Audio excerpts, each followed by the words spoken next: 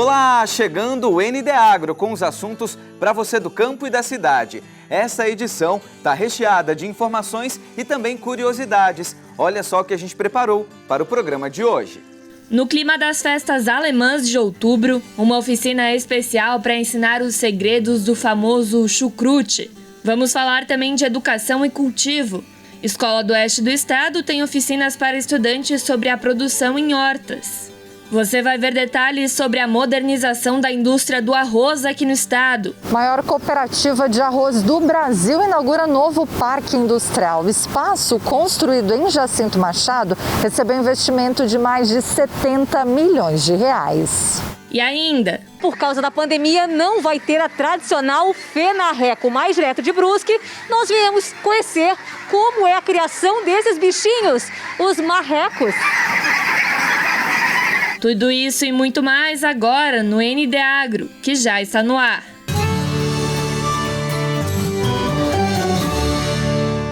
E a maior cooperativa de arroz do Brasil e que fica aqui no sul de Santa Catarina inaugurou um novo parque industrial. Com um investimento de quase 80 milhões de reais, o espaço construído em Jacinto Machado deve melhorar ainda mais a qualidade da nossa rizicultura. O maior complexo industrial de rizicultura do sul do Brasil já está pronto e operando. É o novo parque da Cooperja, a principal cooperativa de arroz do país. O espaço fica na cidade de Jacinto Machado e tem 25 mil metros quadrados de área construída. A obra era um desejo antigo dos cooperados e também uma necessidade para a continuação dos negócios. Fazer um ambiente maior, preparar ela para os próximos 50 anos, né? E também uma necessidade, porque na outra que a gente tinha ali na cidade, a gente já estava com problemas com relação à poeira, com relação aos vizinhos, com barulho, então, e estávamos próximos do rio, então a gente, há uns 10 anos, começou a pensar em fazer algo diferente, algo melhor. O investimento na nova planta foi de 75 milhões de reais. Quase metade desse valor foi financiado pelo BRDE. A expectativa é que a produção em Jacinto Machado gere mais de 15 milhões de reais por ano apenas em ICMS. E para o estado, que é o segundo maior em produção de arroz do Brasil, os números da cooperativa são significativos. Santa Catarina em arroz, ela produz hoje mais ou menos 1.100.000 toneladas, que dá para 1 mês e meio de consumo no Brasil. Então a importância nossa é bastante. Eu acho que senão teria que importar esse arroz de algum lugar, né? Quando estiver tudo pronto, o novo parque industrial terá capacidade de produzir até 250 mil sacos de arroz todos os meses. A quantidade é mais que o dobro do antigo espaço. Além disso, a capacidade de armazenagem estática da cooperativa também aumentou. Agora é possível armazenar de uma única vez 2,5 milhões de sacos de arroz. E isso vai proporcionar maior mercado, aí a gente vai poder buscar outros mercados que a gente não atingia no Brasil ainda e até no exterior, para poder beneficiar a produção dos nossos associados, clientes, enfim, do arroz de Santa Catarina e parte que venha do Rio Grande do Sul. O seu Augustinho é produtor de arroz. Hoje, junto com a família, ele tem uma área de 200 hectares de plantio. Tudo que é produzido lá é vendido pela Cooperja, onde ele é associado. Além de satisfeito com o retorno, o produtor fica orgulhoso de ver o crescimento e a expansão dos negócios da cooperativa. Mas isso é ótimo, isso é mais do que bom, né? Eu acho que isso aqui foi um grande futuro na parte da agricultura, um desenvolvimento que houve através de pessoas de confiança que lideraram essa parte de cooperativa, que nem... Se não fosse a cooperativa hoje, provavelmente a maioria do nosso pessoal, eu não teria nenhum filho na agricultura. Foi a possibilidade de crédito e a modernização do serviço que fez com que a família continuasse na agricultura. Hoje, além dele, os filhos e o neto vivem da produção do arroz. Todos trabalham com amor, todos eles gostam da profissão. E até hoje nenhum tentou sair para fora porque acharam um caminho bastante viável, rendável e é uma coisa que deu certo. Deu certo e muito certo. Hoje é tudo modernizado, né? Hoje se trabalha com coletadeira gabinada, fechada. é bem diferente do início, quando a gente começou a produção de arroz, né? O novo parque industrial deve gerar 80 empregos diretos. Mas tudo aqui é do mais moderno e tecnológico, com menor intervenção humana. Os 1.500 associados que são produtores de arroz colhem o cereal e encaminham para a cooperativa.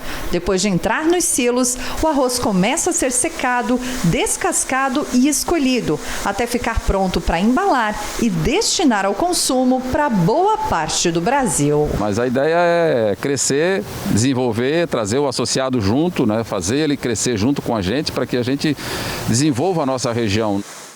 E no oeste de Santa Catarina, a safra de melancia deve começar no mês que vem. O município de Caxambu do Sul, conhecida como a capital estadual da fruta, se prepara para essa colheita. Mas este ano, a produção e a área plantada serão menores. São 2 hectares de melancias das variedades Talismã e Vista, semeadas na propriedade do Antônio. Os primeiros frutos já surgiram. Agora é um momento importante até a colheita, que deve acontecer em 1 mês.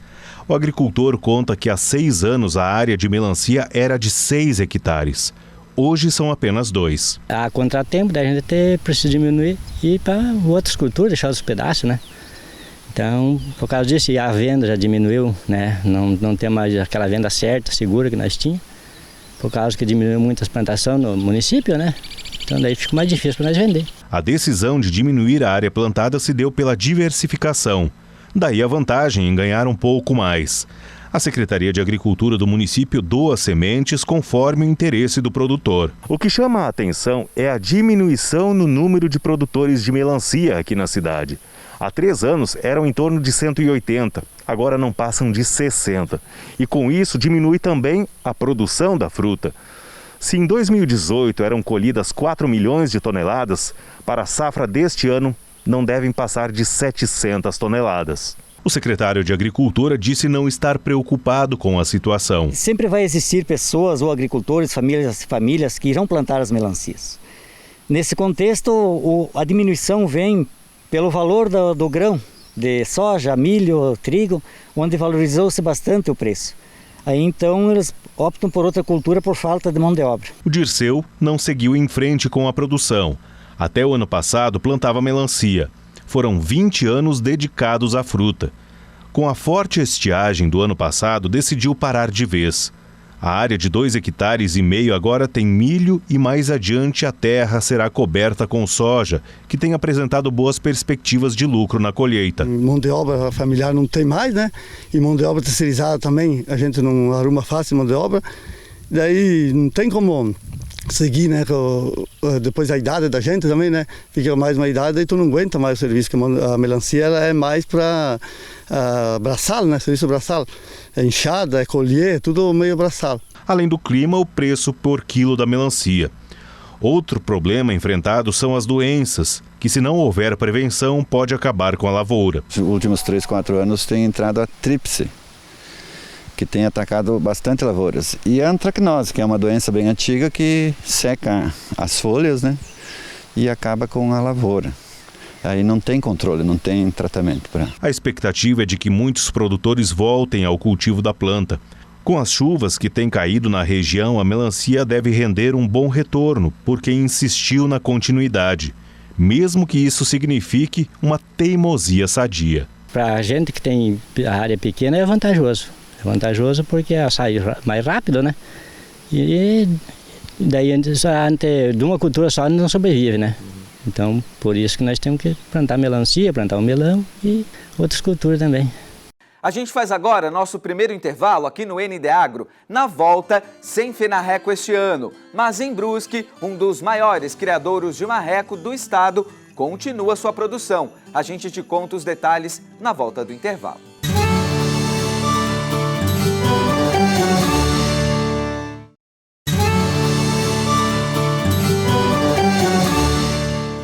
Estamos de volta e com a pandemia, as festas de outubro foram canceladas aqui em Santa Catarina, inclusive a FENARRECO. Mas você sabia que fica em Brusque um dos maiores criadouros de marreco do estado? Pois é, nossa equipe foi conferir, olha só. Neste ano, ainda sem comemoração, As festas de outubro, tão tradicionais em Santa Catarina, voltam só no ano que vem.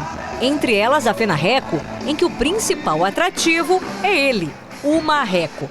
Mas a criação dessa ave continua sem parar em Brusque. A cidade, além da festa típica, tem a maior criação de marrecos do estado. A ave, que tem uma carne mais escura, é usada em pratos nobres de restaurantes, principalmente à base da culinária alemã. Fomos conhecer uma criação no interior da cidade. Primeiro, é preciso tirar aquela dúvida que sempre aparece. Os aviários recebem os filhotes com 9 dias de vida. Aqui eles ficam a uma temperatura mais alta, com aquecedor. Uma curiosidade é que, além da ração e água, é preciso um cuidado especial com a cama do marreco. Como ele tem o costume de ficar com a água no bico, molhando o lugar onde dorme, é preciso fazer a manutenção diariamente do local. Aqui estão 2.800 filhotes. Antes era mais da metade desse número.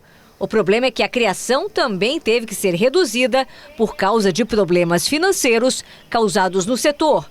A agroindústria também foi duramente atingida com a pandemia. Para 10 aves, o consumo de ração chega a 15 toneladas por semana. Esse aviário tem cerca de 1.400 marrecos. Eles estão nessa última fase de engorda e logo vão para o abate. Os marrecos são aves rústicas de fácil criação. Mas uma curiosidade é que eles são bastante assustados. O marreco criado aqui nessa chácara de Brusque é da espécie pato de Pequim. Ele chega a 4,5 kg e com 56 dias de vida vai para o frigorífico, ou seja, vai para o abate. Nesta fábrica, o marreco não é só criado, como embalado e fica já pronto para ser comercializado. Os clientes são restaurantes, mercados de todo o estado. Os maiores compradores do marreco ficam no Vale Europeu, cidades como Pomerode, Blumenau e Joinville.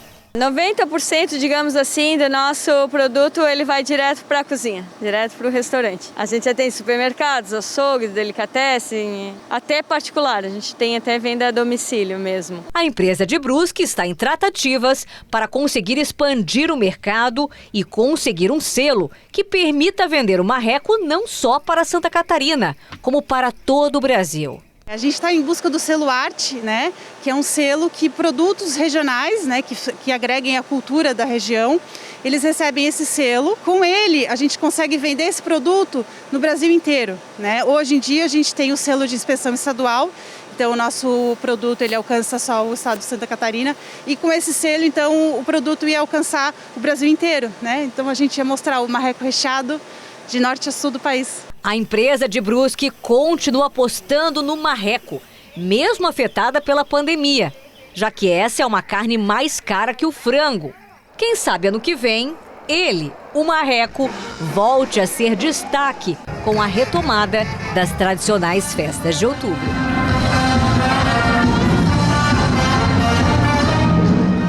E ainda nesse ritmo de festas alemãs, em Joinville, no norte do estado, teve uma oficina para ensinar o segredo do famoso chucrute. Vamos ver juntos agora como se prepara esse repolho versátil e que pode ser consumido de diversas maneiras. Olha que interessante.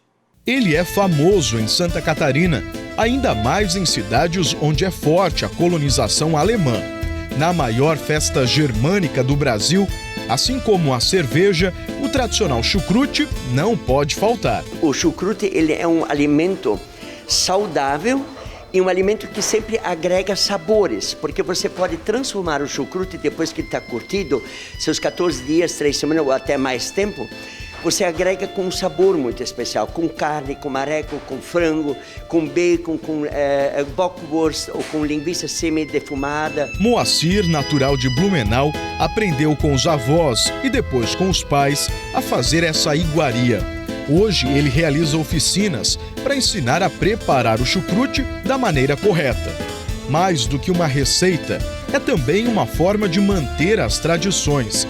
O preparo é simples, o repolho é cortado, recebe sal, é amassado com as mãos e colocado em vidros de conserva, onde vai permanecer durante pelo menos 12 dias, para que ocorra o processo de fermentação. Aqui no vidro, ele pode durar até 1 ano. Mas essa receita tem alguns detalhes que fazem toda a diferença. Cuidar muito bem, com o tipo do sal. O ideal, você deixar descansar a cabeça do repolho. Se você colhe em casa, mínimo 3 dias descansar. Embora tradicionalmente ligado à cultura germânica, o chucrute não teve origem na Alemanha. Alguns estudiosos dizem que ele foi levado à Europa pelo imperador Gengis Khan da Mongólia, por volta do ano de 1200.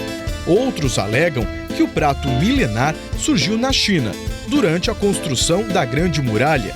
Atualmente são produzidas 80 toneladas por ano na Alemanha, onde o prato é chamado de Sauerkraut. Já os franceses apelidaram o repolho azedo de chucrute, assim como falamos no Brasil. A Roseli, que participou da oficina em Joinville, ficou empolgada para começar a produção em casa. Eu acho interessante essas oficinas porque, mesmo sendo de origem alemã, eu já não sabia fazer. Mesmo meus pais sendo do sítio, eles foram para a cidade. Então lá não se fazia. Então a gente realmente não aprendeu. Como é uma coisa assim muito antiga, né? É legal tu resgatar, tu participar, eu gosto pelo menos. Agora que a senhora aprendeu as técnicas, vai tentar pelo menos fazer em casa? Hoje à tarde a produção começa. Já a Silvia tem outro motivo para consumir o chucrute. Eu vim em busca da procura de uma alimentação mais natural, mais saudável, né? Porque eu descobri assim, em pesquisas que o alimento fermentado ele é um probiótico. Então, assim, a gente está na procura de alimentos orgânicos, né, para ter uma alimentação mais saudável e também manter a tradição. E ela está correta. O repolho em si já é ótima fonte de vitamina C. E por causa do processo de fermentação natural, o chucrute aumenta o teor de vitaminas, pelas atividades das bactérias, que produzem também as vitaminas do complexo B e enzimas. De sabor eu nem preciso dizer nada. Servido como salada ou como complemento de um prato principal, acompanhado de carnes e linguiças, o chucrute é sempre um verdadeiro sucesso. Mais uma pausa aqui no nosso ND Agro. Na volta, a gente vai falar de educação e cultivo. Uma cidade do oeste do estado ensina estudantes sobre o cultivo de plantas medicinais. Os detalhes na volta do intervalo.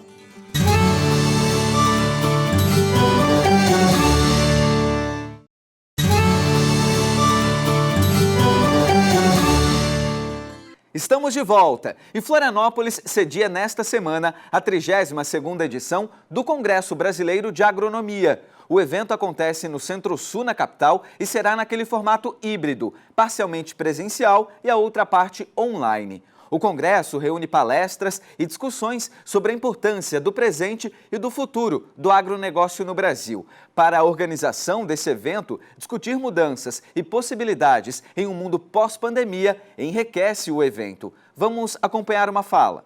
Temas que são de interesse mais direto dos engenheiros agrônomos, como mercado de trabalho, formação e atribuições profissional, mas também temas muito oportunos e de grande interesse de todo o setor do agronegócio e da sociedade brasileira como um todo, como agrobiodiversidade, mudanças climáticas, conservação de solo, irrigação e tantos outros temas que são fundamentais para a produção e para a segurança alimentar de todos os brasileiros. Portanto, você é nosso convidado para participar de 19 a 22 de outubro deste nosso Congresso Brasileiro de Agronomia.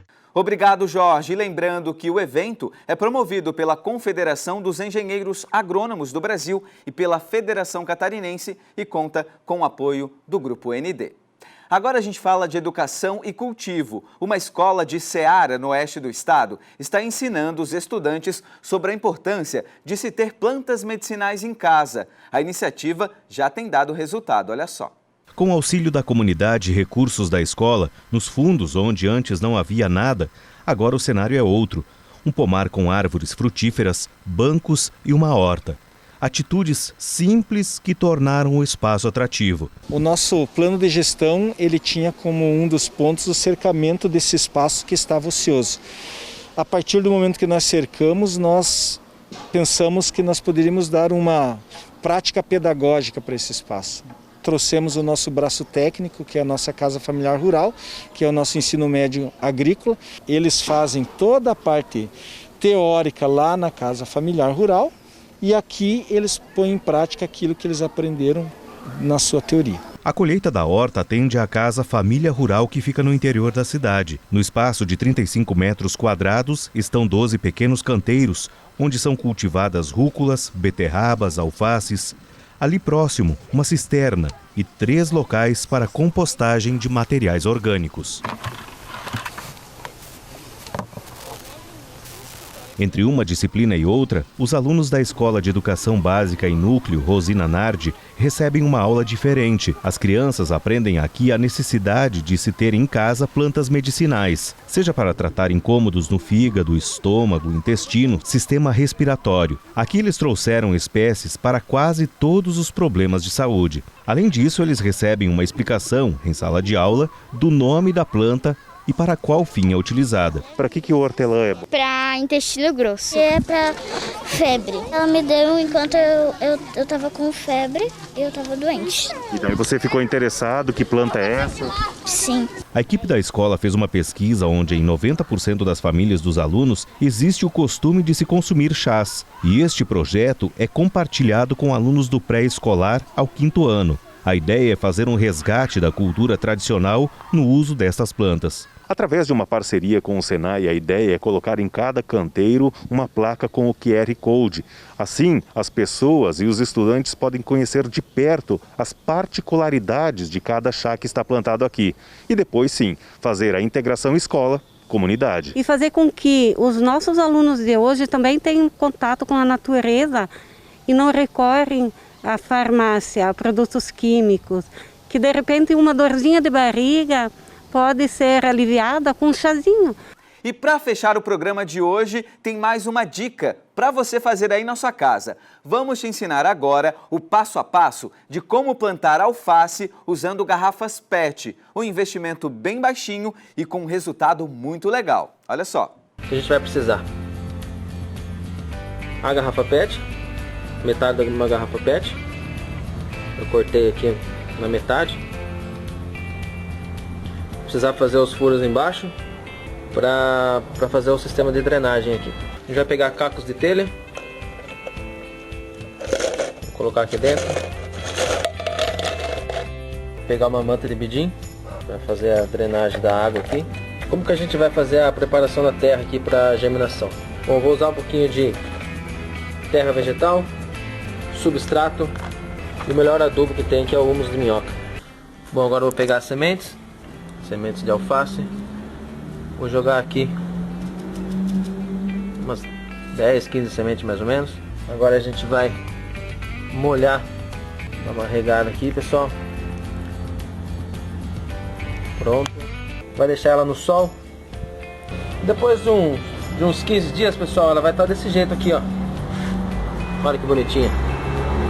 Depois de 30 dias mais ou menos, ela vai estar assim, ó. Olha aqui, que bonito. Essa alface está com 50 dias. Desde a semeadura. Falta mais uns 10 dias mais ou menos para vir fazer a colheita. Olha que bonito. E com mais essa super dica, a gente fecha o ND Agro de hoje. Lembrando que outras notícias do estado e do Brasil você confere acessando o nosso portal, o ND+. O ND Agro volta na semana que vem com os assuntos do campo e da pecuária para você. Até lá. Tchau, tchau.